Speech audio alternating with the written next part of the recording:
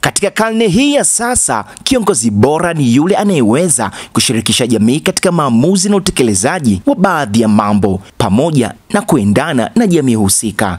Jitihada huzaa matunda ambayo yataishi milele. Jitihada za mbunge wa jimbo la Dodoma mjini na waziri wa madini Mheshimiwa Anthony Peter Mavunde hii leo zimezaa matunda na kusababisha kupewa tuzo ya heshima na halmashauri kuu ya wilaya ya Chama cha Mapinduzi wilaya ya Dodoma mjini. Katibu wa siasa na uenezi na mafunzo wa Chama cha Mapinduzi wilaya ya Dodoma mjini ndugu Amani Mulagizi anatueleza zaidi ni kwa nini wameamua kumpa tuzo mbunge huyo. Halmashauri kuu imetoa tuzo kwa Mheshimiwa mbunge wa jimbo la Dodoma mjini na waziri wa madini Mheshimiwa Anthony Peter Mavunde.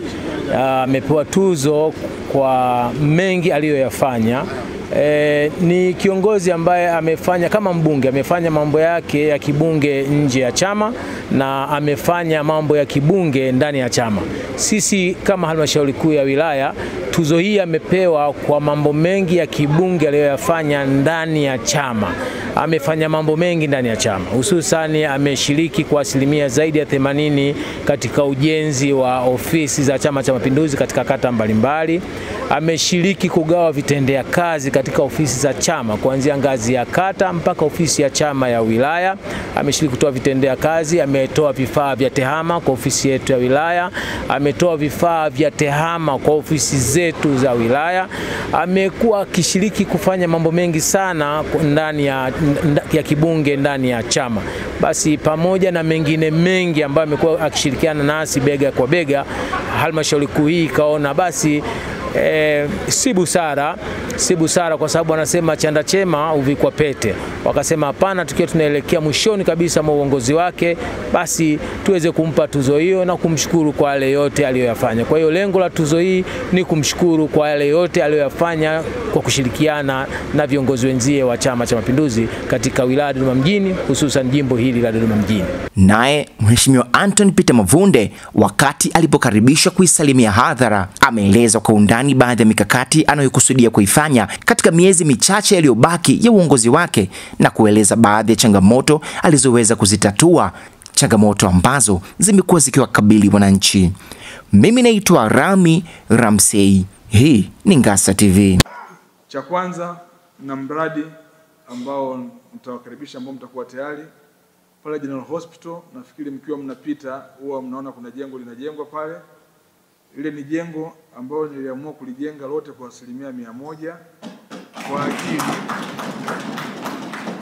kwa ajili ya ndugu zetu ambao wanakwenda pale hospitali hawana makazi, na wengi walikuwa wakitumia na yule kama maeneo ya kupumzika na wanalala nje. Na kuna wakati nilipita unakuta baba, mama, watoto wamechanganyikana, hata staha hakuna.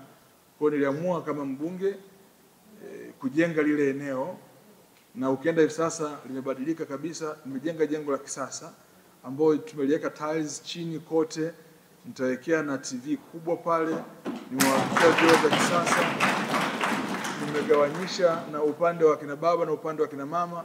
Kwa watu wengi watakaa kwa heshima na staha kubwa sana pale wakiwa wanakwenda kuangalia wagonjwa wao. Eneo la pili ambalo nataka niwapitishe, nitakuwa na mradi mkubwa kupitia mfuko wa jimbo. Tutakwenda kufanya zoezi kubwa la kugawa matofali 41,000 kwa jimbo lote la Dodoma,